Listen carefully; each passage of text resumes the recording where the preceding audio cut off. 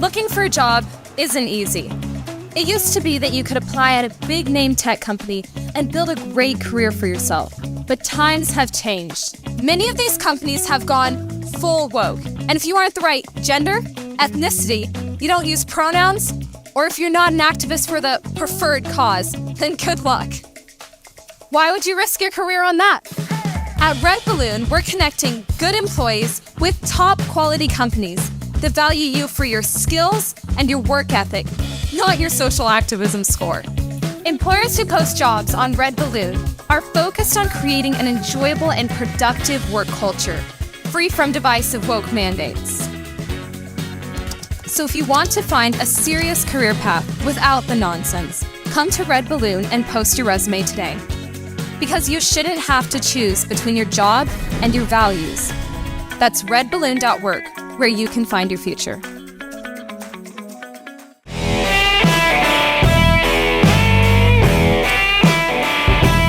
Hey y'all, welcome to Cross Politics on the Five Left Feast Network. Pastor Toby Chuck Knox, the water boy. Deuteronomy, the most quoted source by the founding fathers. Oh, hey. Yeah. Where'd you get that from? Over my man who's coming on. Oh. Told me about it. More than John Locke. Even more than John Locke. Yeah, which is, I don't know why we compare Deuteronomy to John Locke, but it's not even close. Not even close. Hey, Dime Payments is a Christian-owned processing payment business. Every business needs a payment process system, so please go to dimepayments.com/FLF and sign your business up. Working with them supports us. They won't cancel you like Stripe canceled President Trump. They won't cancel you like MailChimp canceled the Babylon Bee. Check them out. At least have a phone call. Tell them that Cross Politic sent you. Go to dimepayments.com/FLF. We're very grateful to have with us on the show today Daniel Dreisbach, professor of justice, law, and criminology at American University. He earned a DPhil from Oxford University, where he studied as a Rhodes Scholar, and a JD from the University of Virginia. He's authored and edited 10 books and numerous articles in scholarly journals, and is the author of the book, The Bible in the Political Culture of the American Founding. Daniel, thanks for joining us on Cross Politic. Thanks for having me. I've been looking forward to this. Well, good. You're so kind. I hope you still feel that way after we're done. I do too. So maybe just start off with, I think it would be helpful for us. I mean, I think I'd just like to hear, like, how Christian, just how Christian was the founding of America? Well, I think that's a difficult question to answer because there are some key terms here that we would need to define. What do we mean exactly by Christian? What does a Christian founding look like? I think perhaps an entree into this question is to talk a bit about the culture. It definitely was a Christian culture. And even more than that, it was a Protestant culture. At the time of independence, probably 98% or more of all Americans of European descent would have identified with some part of the Protestant tradition. And the Bible was a key culture as well. For example, it was an indispensable part, especially the King James translation of the Bible, was vital to literacy education. And Americans were a highly literate people, as were other Protestant cultures around the world. And so many Americans, both in the elites as well as ordinary people, would have learned to read with a copy of the Bible in front of them. And the Bible was baked into the educational system. It was part of arts and letters. It was part of education from the lowest grades to the highest grades at the university level. So this was a Bible reading people and a Bible reading culture. Now, that doesn't answer the question to what degree they were themselves faithfully committed to Christianity, but we know the culture was by and large a profoundly Christian culture. You know, we talked to somebody that's really helpful. We talked to somebody just recently, actually. We were asking a similar question, and he was sort of pushing back on the idea a little bit that the founding was as Christian as we might often think. And one of the points that he brought up was, he said he didn't think that the 18th century America was a church-going people. Do you think that's true? there was some scholarship that came out, 40, 50 years ago that raised doubts about the degree of church attendance in the late colonial period. I think much of that scholarship has been challenged, maybe even debunked at this point. Okay. Again, I think you have to look at this by region. There are variations between sort of old Congregationalist New England and more Anglican South.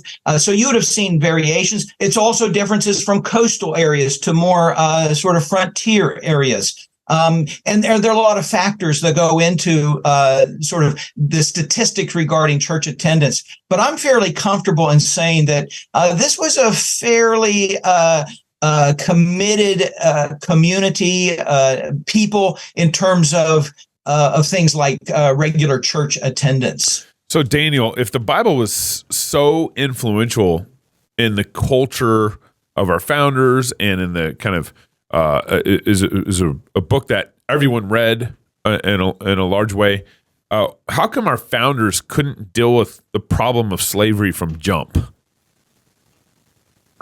Well, this is, of course, an age-old question. It's been around long before there was a British settlements in the New World, and it continued well beyond the American founding era. Now, having said that, I don't think it's fair to say that the founders dismissed issues of slavery. This was a topic that comes up there. It's discussed undercurrent. I would suggest to you that the Bible plays a somewhat different role in discussions over slavery in the founding era than it's going to look in the next century. The Bible is going to be an indispensable part of conversations and debates in the lead up to the Civil War. But the Bible, nonetheless, is part of the conversation in the American founding. And I think what you're going to find is that there was a movement away from slavery at the founding. Now, that's going to be sort of shaken up a bit by the introduction of the cotton gin and other things like that.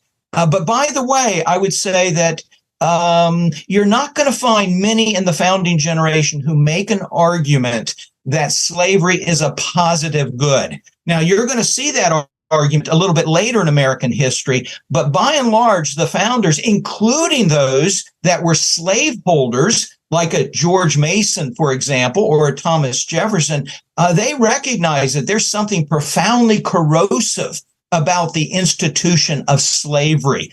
Now, they don't quite have the imagination at this point to figure out how they're going to work their way out of this institution, but they're not viewing slavery as a positive good in the way that it would sometimes be described in the next century.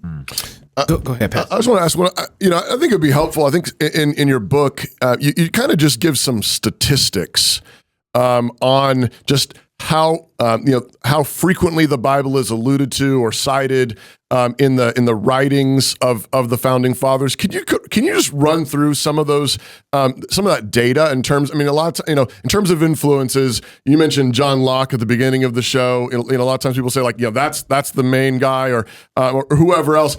Can you run through those? Yes, I've been reading the literature on religion and politics in the American founding now for 30 years. And I got to tell you, I could go down to my local library and find a whole shelf of books on how John Locke founded America or how Baron de Montesquieu founded America. And yet there's almost no literature on the topic of the Bible's influence on the American founding. There was a rather significant study done, almost 30 years or maybe 35 years ago by a political scientist named Donald Lutz. And he looks comprehensively at the political literature of the American founding. And what he found is that one third of all the citations in the political discourse, the political literature of the American founding was to the Bible. And the book of Deuteronomy alone was the most cited book, followed by Montesquieu's The Spirit of the Laws. And he also reports that Deuteronomy is cited about twice as often as all of Locke's writings put together. It is cited much more frequently than the English jurist William Blackstone.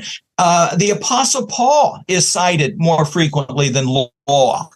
for example. So the Bible is very much a part of the political discourse. Yeah. Never mind other discussions about culture and society and religion. In the political discourse, it is by far the most cited work in this literature. And it's being cited for purposes of, they're looking to the Bible for models and insights on things like human nature and civic virtue and political authority.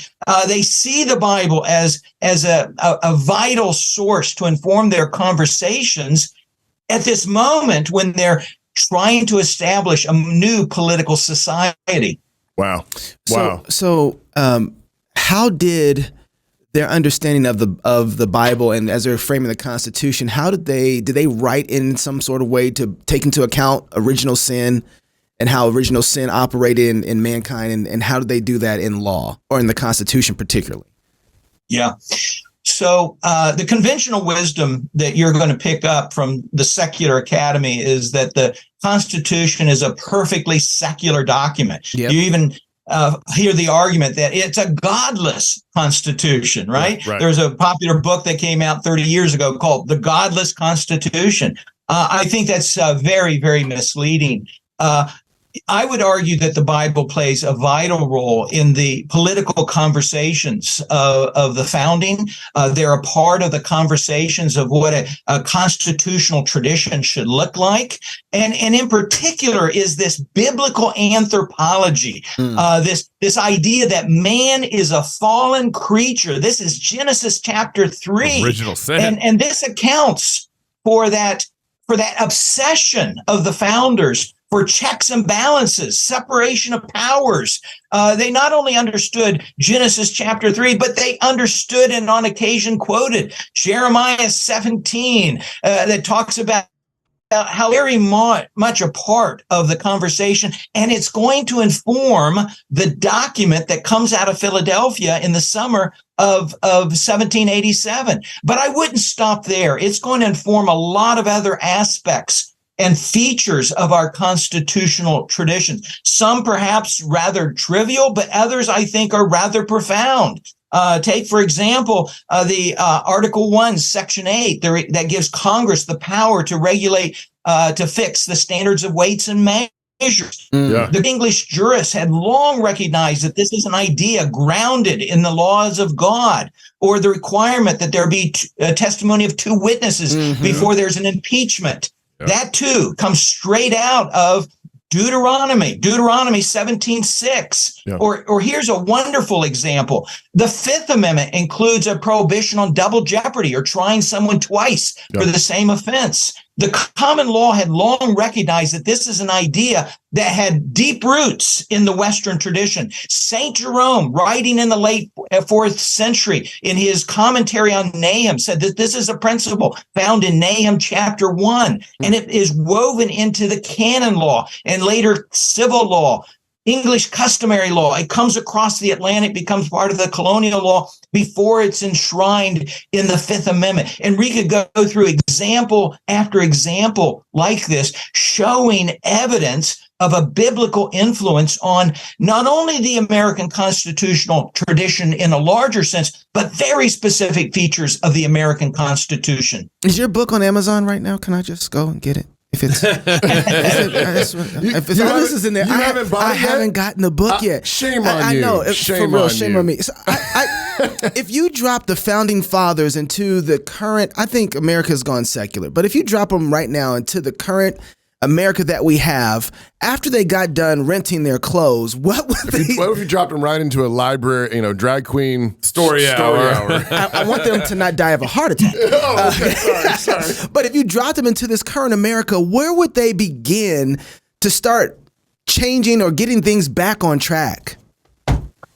Well, let's make this observation. The founding generation was a well-read generation, and the gentlemen who showed up in Philadelphia for the Constitutional Convention, many of them had worked very hard in preparation, and they read widely. And I don't want to leave the impression that the Bible is the only source of influence. They are, in fact, as we've implied already, they're reading from the liberal tradition, the Enlightenment tradition. They're reading Locke. They're reading Montesquieu. They're also reading deeply from the English common law and constitutional tradition. Sir William Blackstone, for example, or Sir Edward Coke. They're also drawing on very long Republican traditions, both ancient and modern. They had studied the Roman Republic, and they studied the more modern Republicans like Machiavelli. So they were a well-read people. They also, by the way, read about what they called and considered the Hebrew Republic. They're reading about that time in the history of Israel, from the Exodus to the coronation of Saul as king. They see in that a model of, and they think that's worthy of their study. So to answer your question, I think the first thing that they would call us to do is to do our homework, read about these ancient and modern principles of how do you order a political society? How do you understand a human nature? These kinds of things. I think we've sort of lost our moorings. We've lost any sense of an anchor to sort of first principles. And so I think that would be the first thing they would call us to do is to read deeply about the very foundations of what makes a republic work or what makes a republic fail. Yeah. They had seen many examples of failed republics, and they wanted to avoid that very outcome in their own experiment. So you have a book list?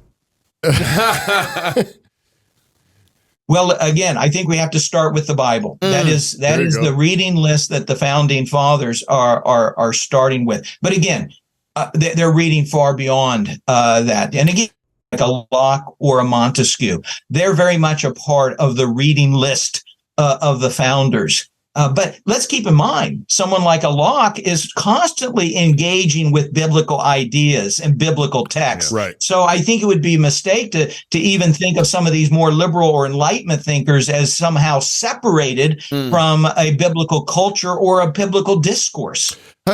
Daniel, how do you get to? I mean, I couldn't agree more with just what you've already just begun to sketch in terms of reading the Bible and seeing these models, both for understanding human nature, understanding how society works, understanding the wisdom and the principles that God established in Israel that then is carried through the text. I mean, I see that all, but I think what you're talking about is I think for a lot of American Christians, a lot of American, probably especially evangelical and Protestant Christians who, would look back to the founding of America as our forefathers in the faith as well, would hear what you're saying, like you've got, three eyes on your head, like you're talking about the Bible as a political document. You're talking about the Bible as something, the Bible is for church on Sunday. The Bible is for, right. How to get saved and go to heaven when you die. The Bible is for maybe knowing about how to, be nice to your wife or, have decent kids or, but it's not for politics. But it's not for politics, Daniel. I mean, what would you say? What would the founding fathers say to us on that count? I think the founding generation would reject that notion that this is a Sunday morning only kind of book. This is a book that touches every aspect of life, every aspect of the human experience. And let me give you an example of a text that goes to the very heart of the moment for the Americans in 1776 or thereabouts. And that is Romans chapter 13, verses 1 through 7. Yeah. Be in submission to those in authority over you.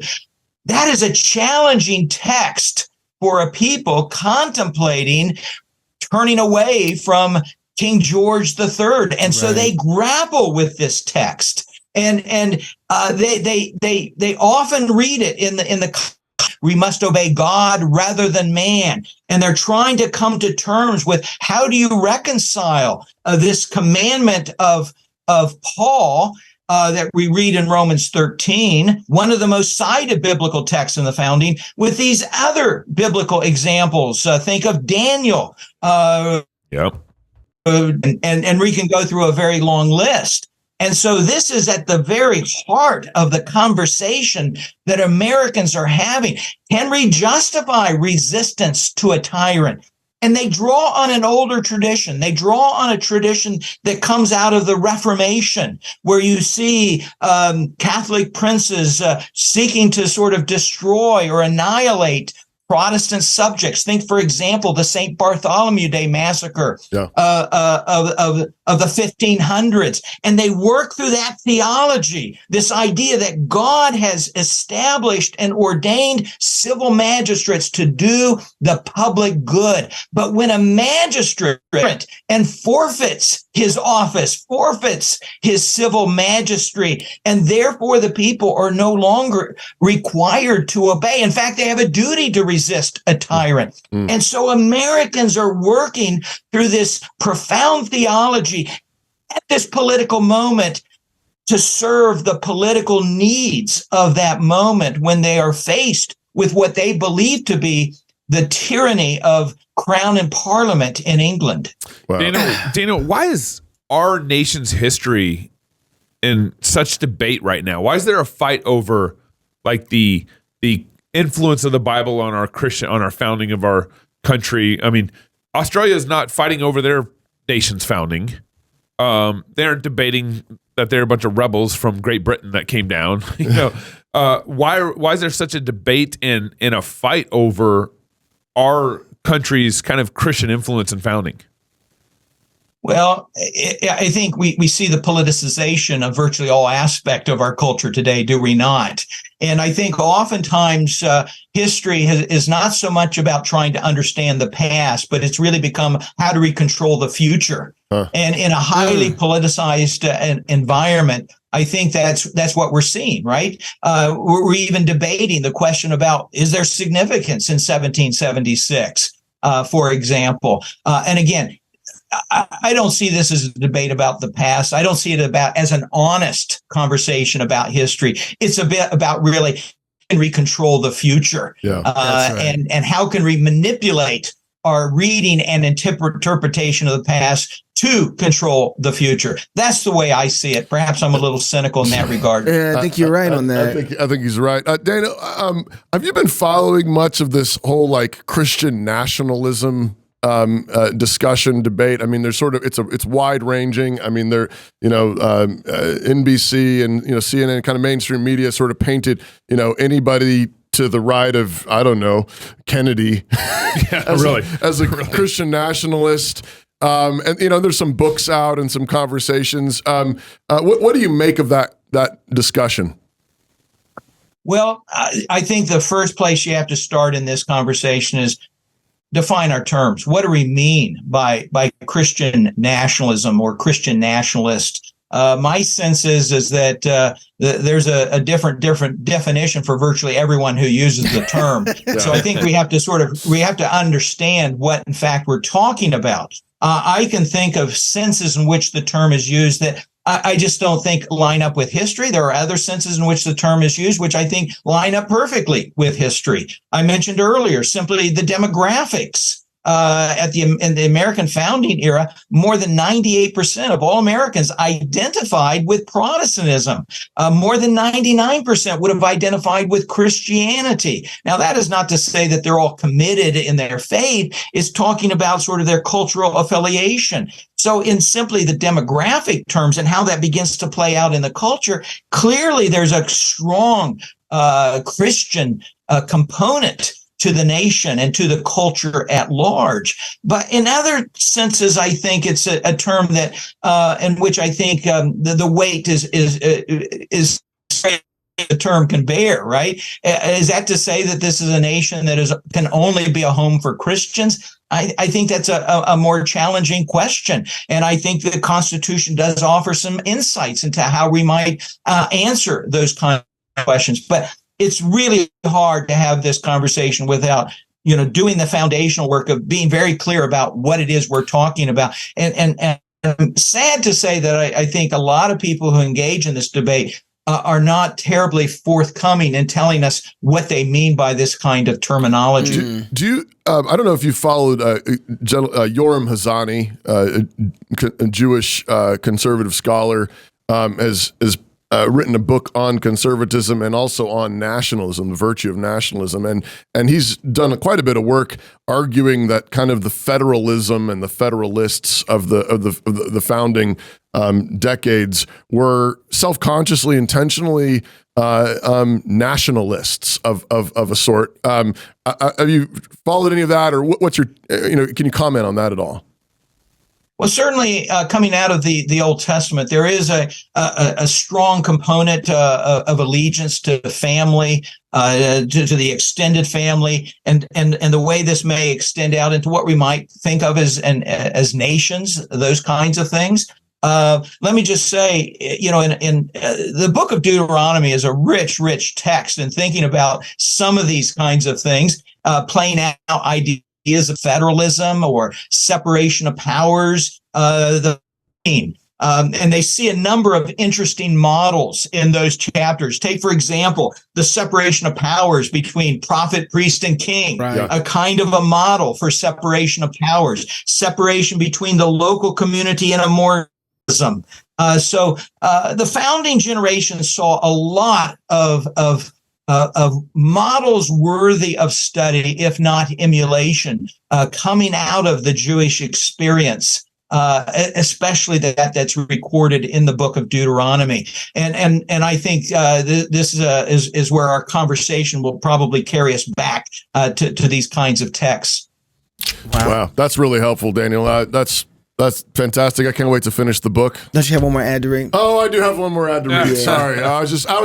You got wrapped up in the combo. I was getting ready to get my offering to we'll do that last. Pastor Daniel. Are you subscribed yet to our Cross Politic email list? If you're not, you really should be. Being subscribed to our email list means you won't miss any updates about Cross Politic or the Fight Laugh Feast network. You'll hear about what's on the schedule for the week, guests we might be having on the show, what we're recording, live events. Of course, you'll have conference updates, Rowdy Christian merch where you can get your Maca hats. Make America Christian again. And of course, updates from other shows within the Fight Laugh Feast network. And you'll hear from sponsors of the show as they seek to take dominion for God's kingdom in the business world. To subscribe, just simply enter your email address at the bottom of the page at fightlaughfeast.com. Again, go to fightlaughfeast.com, scroll to the bottom of the page, enter your email address so you don't miss anything from here at Cross Politic.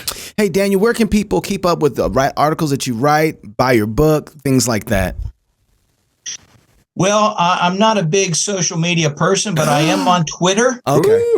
At the letter E, the number 3, BACH, D3BACH. And I do a lot of tweeting about issues that we've been talking about. And I will typically mention where I'll be speaking or articles and stuff that I have coming out there. I just followed you. I followed you. I'm about to go do it too. Thank you, Daniel, for coming on Cross Politics. Yeah, really appreciate you, sir.